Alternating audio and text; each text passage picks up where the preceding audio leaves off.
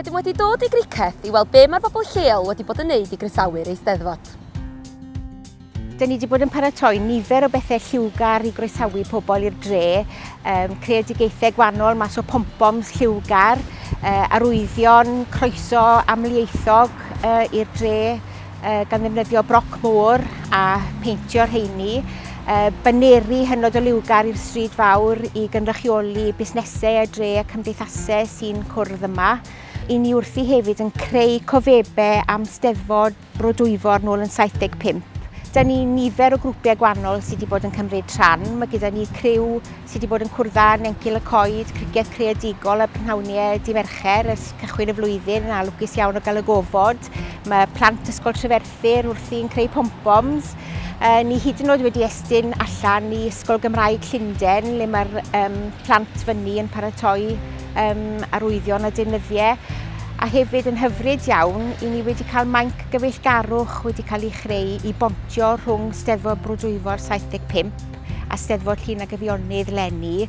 A mae'r fainc wedi cael ei pharatoi gan fyfyrwyr Coleg Mirion Dwyfor a grŵp o ddysgwyr Prifysgol Bangor.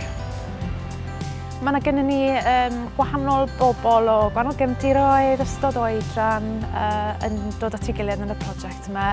Mae criced creadigol wedi bod yn mynd nawr ers rhyw 4 mlynedd, felly mae prosiectau wedi bod cyn hyn, ond mae hwn wedi annog hyd yn oed mwy o bobl i gymryd diddordeb yn y celfyddydau.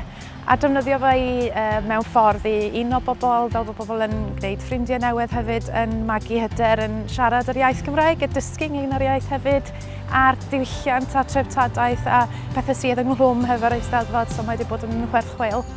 We've created banners that are going to go down the high street, so we're looking forward to welcoming people on the way to the Eisteddfod, making our town look as beautiful as possible.